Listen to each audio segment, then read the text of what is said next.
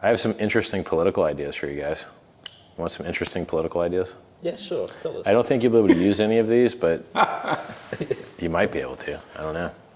So I think if you want good elected officials, and those elected officials are chosen from a pool of people that are running, if better people run, then you get better electorate. How do you get better people to run? You pay them more.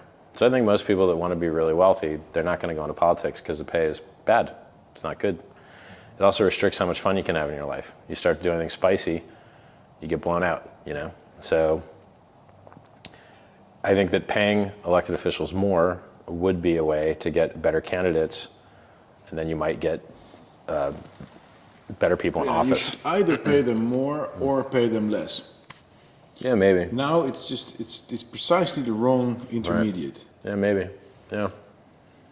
Because if you pay them less, then you get people who are already They just care, who are already successful, yeah. Yeah. And, I agree. Yeah. but this is precisely wrong. I agree, because it stimulates kind of career politician. Yep. So then the other problem that you have is, so now you're even if you have the dumbest voters possible, at least they're more likely to choose someone good because a better quality person is running for office. Yep. Now so let's say there are better and worse systems of voting. So in the United States, we use the worst voting system called first past the post, which means that extremists are elected. So whoever gets 51%, they're going to win. So democracy is served properly if 51% vote to gouge out the eyes of the other 49%. Obviously a bad idea, but by the rules of democracy, that's what you get. But I don't think that leads to more extreme voices. I think it leads to the common denominator, the largest common denominator, because everyone moves to the center. This is what we've seen with the Republicans and the Democrats. There's no difference at all between Bill Clinton, George Bush, Obama. It's all the same. I mean, Trump was different, but then Biden restores it again. Yeah. I think it's it's the same. It's one party. I know what you mean. Yes, we have a very with non-diverse proportional representation like we have. You have new ideas. Yeah. It's like a free market. Well, this would be an example. So proportional representation is an example of getting more diverse stuff. Yeah. So what I'm saying is, if you instead used a ranked list voting system, which we do not use in the United States, so if you want to get the least amount of data from a voter, you just say, give me one name. And that's what we get currently. But could we get more data from the voter? Yes, we could get a list. Okay, if you can't get this guy, who do you want second? That guy. Okay, if you can't get him, who do you want? This guy. Yeah. And you get everybody's list, and you combine those lists, and you can end up with somebody that's not everybody's favorite, but everyone likes enough that you can get consensus behind. Instead of the guy winning, half the people like a lot and half the people hate violently, and then it's very hard to get consensus because he needs to work with other people to get things passed. Like, in Congress you need 2/3 to get things passed sometimes, or in the Senate at least.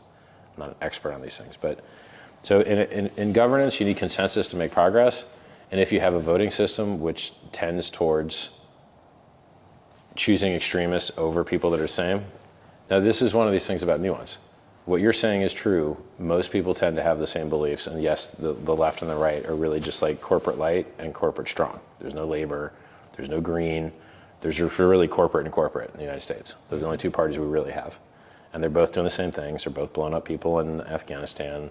They're both stepping on your rights. They're both doing warrantless wiretaps. Like they're doing almost the same stuff. So I get that, but that's not a particular function of the system of voting. So I know ranked list is better, and there are a lot of countries that use it.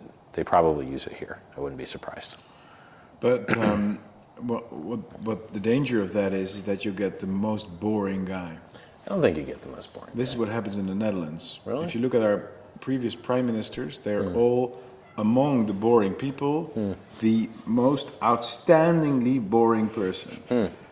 We've had that across the board for decades, and I think it's typical for lots of You might be right. democracies. I don't know. So, I mean, I would need to look a little bit more into this because My view is that the only sensible way to speak of democracy is to talk about referendums and direct democracy.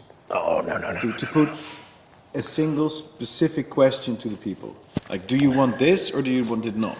This comes to my third point. So my I triumvirate. thought we were skipping the third point. We're always coming to the fourth. The first one was we're going to pay more to get better people running for office. Right. The second was we're going to use a better voting Yes, system to no, choose no, them. I The was- third one yeah. is voting tests. Most people don't deserve to vote.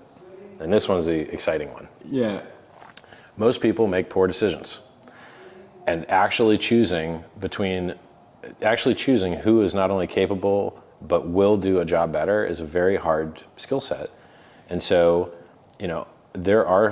most people shouldn't be voting on who gets to be in charge because they'll make the wrong decision. They vote against their own interests. You see this all the time. The weird thing is that if we would design such a test in the Netherlands, we would most probably exclude my voters. So the weird thing is that I've come to discover why? this. Why? The higher people training. are educated, the more susceptible they are to propaganda. It's very weird. It's a very weird paradox that I haven't discovered why it exists. But if people have an academic degree, they're very likely to believe literally everything that the government and the mainstream media tell them. Yeah. Whereas if they are relatively uneducated, they're much more likely to think for themselves. So perhaps they won't pass the test that I don't know exactly what kind of test you would design, but it's the typical kind of. It's super dangerous, right? Right. Like, well, I'm all for it if I can design the test. Yeah, right. That Yeah, used to be like- my typical answer to that. But the weird thing is, and I haven't come around to this, but if people have been So following, can we go? Do you have an idea of something that just everybody got wrong recently? So we could look into like the climate specifics change. of it. Okay. The climate change thing. Yeah. It's or COVID. It's the same thing. It seems to be that all across the world the elites are in agreement about these two things. Right. That climate change exists, that it is dangerous, that it is caused by man, and we must reduce carbon dioxide emissions to fix it. Right. And all steps of these are ill-informed, irrational, stupid. They're not backed by facts and so on. The same with corona, the COVID virus, that it's super dangerous, which is not, that the lockdowns work to prevent it from spreading, which they do not, that vaccines work against it, which they do not, and that QR codes are sort of going to save us from that, whereas that's the beginning of a mass surveillance system that we've seen in China. But all of the elites and all of the newspaper readers and the highly educated academic people, they all go along with these two massive mysticist ideas. Yeah, it's one of these things where like, if you're young, COVID presents very little risk to you. If you're old, it presents risk, but so do all the other diseases we have out there, like flus and colds and things.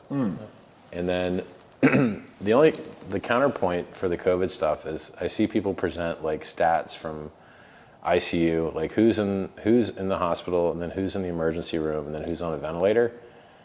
And then I haven't had a chance to analyze whether these particular stats are accurate or not, but then they show that like the people that are like, if you get the vaccine, then you are less likely to be annihilated and be in the ICU or on a ventilator. And maybe it's true, but I know that if you neither get the spike protein from a vaccine or from the virus, that's the best outcome. You're not going to have any side effects. You're not